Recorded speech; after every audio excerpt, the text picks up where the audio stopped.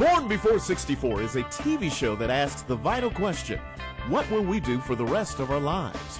Kathryn Raaker hosts a show for baby boomers and above, inviting real people to tell real stories about overcoming issues, about facing with courage and triumph the significant obstacles many of us face every day. Born Before 64 TV shows will cover topics that this generation is interested in. So let's join Kathryn Raaker for Born Before 64.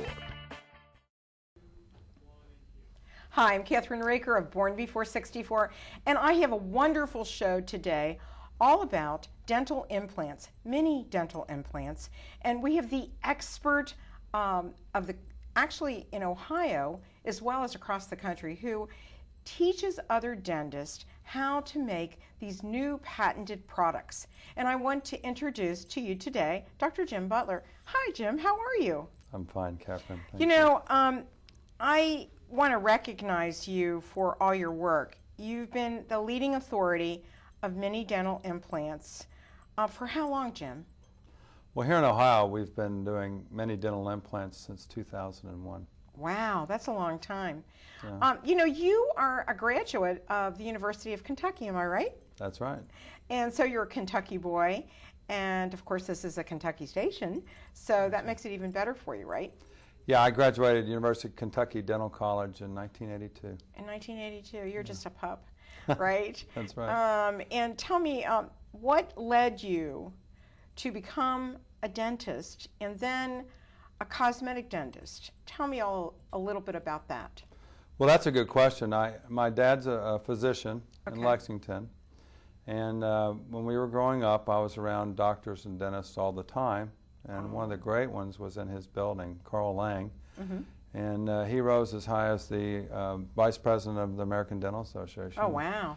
So I was always seeing him, and they had better like toys to play with than the doctors did. Oh, really? So, yeah, so I like this idea of working with my hands, and Dad encouraged me that way. Well, let me ask you a question, because there was a pivotal point in your life that changed a lot of things for you. Now, were you in an accident or something happened to you? That's correct. When I was 17, we were roughhousing with the guys, and I got pushed down a walkout and hit my face down at the bottom, and one of my teeth actually came out. And I put it back in there and just held it till I got home. And I was really upset. Yeah, I held it in there until I got home. And when I got home, of course, Dad called Carl, and Carl came in on a Sunday morning and wired that baby in, and it's been in there ever since. And I was so impressed by that. Wired it in? Yeah, he kind of glued it in there so it would hold still long enough to take, and it did. It did? Yeah, when you're young like that, you get away with stuff. Now, was this, you were 17, so that was a regular tooth, right? It was it was one of regular my lateral, tooth. real live tooth. A live tooth. Now, how long did it take you to get through dental school, and what gave you the idea of going into cosmetic dentistry? Was it something that really, because of that?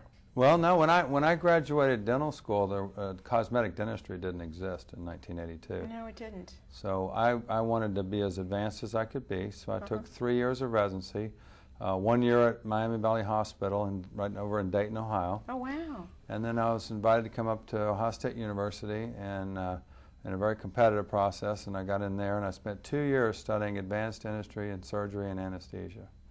Well, you know, a lot of people like myself were absolutely, as you know, because we've talked before, and I've even been up to see your practice, which we're going to show pictures of, which I'm pretty excited about, because you have the latest in technology. It's like being in a spaceship almost when you come into your office.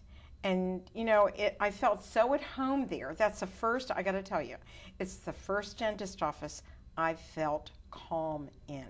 And I came in on a Saturday afternoon when it was raining and rugged out, but I just felt at home there. It just felt good. I've never felt that way. Never. Well, we certainly gave our decorator a challenge. We said that we want to have all this technology in here, but we didn't want it to look imposing. And I think they did a really good job of softening things, and yet still all the technology is there, the lasers, the monitors, the digital x-rays, and all that good stuff that we need to do what we do. You know, one of the things that really amazed me when I was at your office was that you have dental thermography. Yeah. Am I right? Dental computed tomography. Dental computer tomography. That's right. And tell me a little bit about what that does for a patient. Well, it's a three-dimensional X-ray instead of a two-dimensional X-ray. So Okay, so you can really see the depth of the whole mouth That's right. and the tooth, and it doesn't hurt, and you don't have to put all that junk in your mouth. That's right. When the doctor's doing X-rays and everything, do you just stand there and it just does it? Yeah, you take a 40-second scan, and the computer reconstructs the image, and you can see anything you want to see: the skull, the soft tissues, and the teeth, anything you want to see. Can you see the disc that are in your jaw? Yes, you can. Where people like me that have TMJ have lost that little pad, Yep. right? It's one of the really good things about it. Some would say that MRI is a little bit better for that particular thing, but you can certainly get an idea of what's going on with the CT. Well, Jim, I've got to share this with you, and I think I shared it with you before. I was the little kid that sat in a dentist chair with their fingernails in the leather or the chair, and then I was the kid that was so frightened that tore up her dental cards and never went to see a dentist again. So for me to even have you on my show today and feel good about it, we're going to talk when we come back from the break in a minute about what dental implants are, how they've changed things in dentistry today, and because people really want to have a beautiful smile, just like you do. Okay, so we're going to take a short. We're just going to take a short break, and we'll be right back on Born Before 64 with Dr. James Butler. We'll be right back on Born Before 64 after this commercial.